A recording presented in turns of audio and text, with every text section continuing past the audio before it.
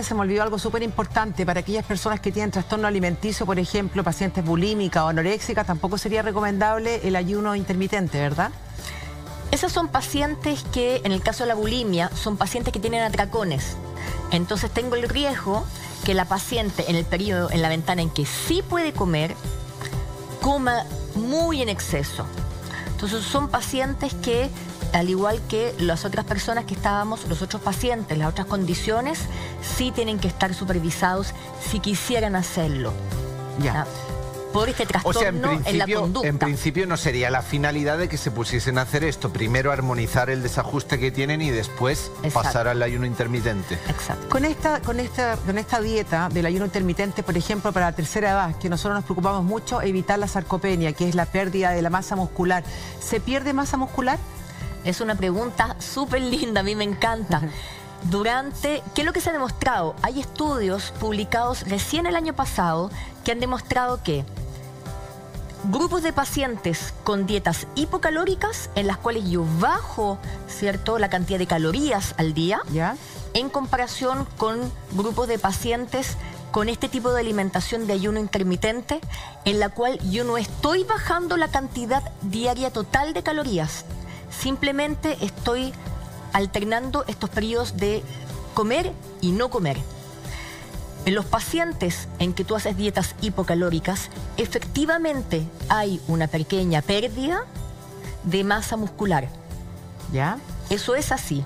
Pero en el ayuno es un periodo en que tú secretas, se demostró, hormona del crecimiento. Sí. Y la hormona del crecimiento va a bloquear el uso de músculo como fuente de energía y va a hacer que todo mi cuerpo use el tejido adiposo como fuente de energía. Por lo tanto, esos pacientes no pierden masa muscular y eso es muy, muy importante. Entonces, ¿tú se lo recomiendas para la tercera edad, por ejemplo? Puede hacerlo a la tercera edad, sacando las patologías que mencionamos. Claro. Sin ningún problema. Doctora, y quedándonos en la tercera edad, ¿qué pasa con el efecto cognitivo que tiene el ayuno intermitente en las personas? ¿Es tan beneficioso? O sea, ¿es real eso? Es muy beneficioso.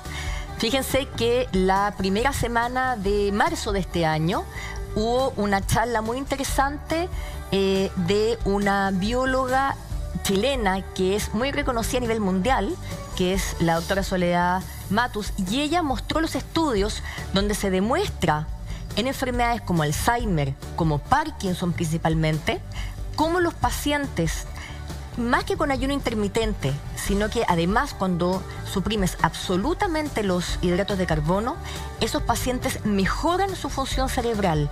Y eso es tremendamente significativo e importante. O sea, puede prevenir las enfermedades neurodegenerativas como el Alzheimer, el Parkinson, pero además mejorarla. Mejorar la función.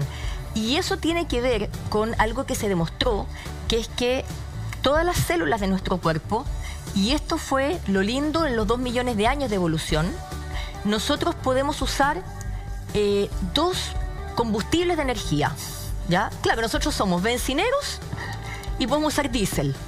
Entonces, si tenemos benzina, que es azúcar, usamos benzina. Y si tenemos diésel, que es la grasa que tenemos almacenada, usamos diésel.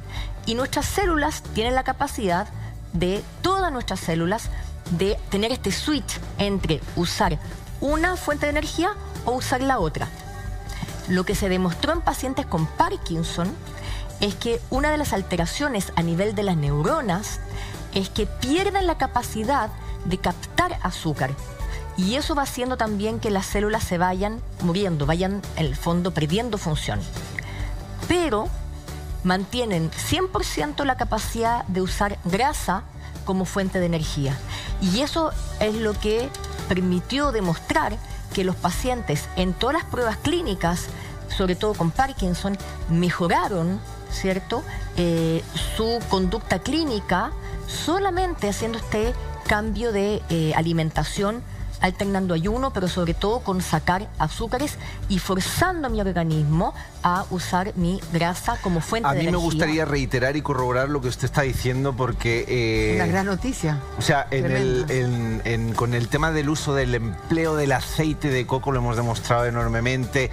publiqué un libro al respecto, conforme entras en ketosis, en quemar así la dieta cetogénica, y realmente el cuerpo humano, y esto va para ustedes para que lo comprendan, porque realmente la doctora está dando una clase magistral, el cuerpo humano está diseñado para almacenar y funcionar con grasa. Podemos almacenar, corríjame si me equivoco, hasta 150.000 calorías de grasa y sobrevivir con ellas, y en cambio con glucosa podemos vivir un día o dos solo. O sea, nos han diseñado para vivir en forma y quemar la grasa, no con glucosa exclusivamente, y eso es súper importante que lo refuerce. Exacto, porque lo que conversábamos hace un momento, nosotros solamente teníamos acceso a glucosa 1 a 2 meses al año, y después estábamos 10 meses comiendo, hacíamos charqui, comíamos mamut, ¿cierto? Claro. Comíamos mamut y algún otro animalillo que pasara por ahí. Recolectábamos frutos secos, nueces, almendras, y esa era la base de nuestra alimentación. Un poquitito de vegetales, y el consumo de azúcar estaba muy restringido a periodos estivales, en verdad, en que el azúcar nosotros la transformamos en grasa, y Totalmente. eso es nuestra fuente de energía. Y aquí quiero ser súper enfática. Por favor, tenemos que sacar el mito de que cuando yo como grasa, cuando yo como, por ejemplo, la yema del huevo, o cuando yo como aceite, esa es la grasa que almacenamos. No. Nosotros lo que hacemos es el azúcar lo transformamos en grasa. El Por favor, azúcar, eso es importante. Por El favor, azúcar lo anótelo en su transformamos en grasa. casa. Eso, otra vez, por favor, Memorícelo. bravo. El azúcar. Memorícelo. Nosotros no tenemos la capacidad de, cuando yo como grasa, en verdad no como grasa, como ácido graso. Y eso el cuerpo lo usa. Y yo no puedo almacenar esa grasa que como fuente, ¿cierto? Como grasa del cuerpo. Entonces uno confunde la palabra de que como grasa y almaceno grasa. No, yo el azúcar la transformo en grasa. Nosotros solamente tenemos la capacidad de transformar azúcar en grasa. O sea, tenemos que erradicar completamente el azúcar. Lo que pasa es que cuando pronunciamos la palabra azúcar, y a mí me gusta corroborar porque estoy halagado de que una nutrióloga está aquí diciendo lo que venimos pregonando durante mucho tiempo, que el tema de azúcar, la gente cree que es el Voy a azúcar borrar. añadido, Sí, el tal, no. Y el azúcar está en la fruta, el azúcar está en los cereales, el azúcar está en las papas, el azúcar. Entonces, al restringir todo eso, el organismo es cuando entra en ese proceso de cetosis, de quemar grasa, y ahí es cuando el cuerpo humano empieza a funcionar súper bien. Entonces, Antonio, te hago una pregunta, porque es súper importante que supuestamente, o sea, siempre en la tercera edad hay problemas de enfermedades neurodegenerativas como el Parkinson, como el Alzheimer, etcétera. Entonces, si nosotros dejamos el azúcar a temprana edad, ¿podemos prevenir tener este tipo de enfermedades a la larga, en la tercera edad? Sí, Tener una mejor calidad de vida, o sea, sin duda. Y lo que expuso, ¿cierto?, la doctora Soledad Matus, que voy a compartirle después el link porque está disponible para todas las personas, se grabó esa charla, es que todos vamos a envejecer, sin duda. Todos vamos. Sí. Lo siento. Lo siento. Aunque eliminemos el azúcar. Lo siento. Es algo Para que allá yo vamos quisiera todos, evitar. para allá vamos todos. Pero a mis 41 años... Pero muy bien puesto. Gracias. No, nada que ver, nada que ver. Pero una cosa es envejecer, y lo otro muy distinto es la degeneración y la enfermedad.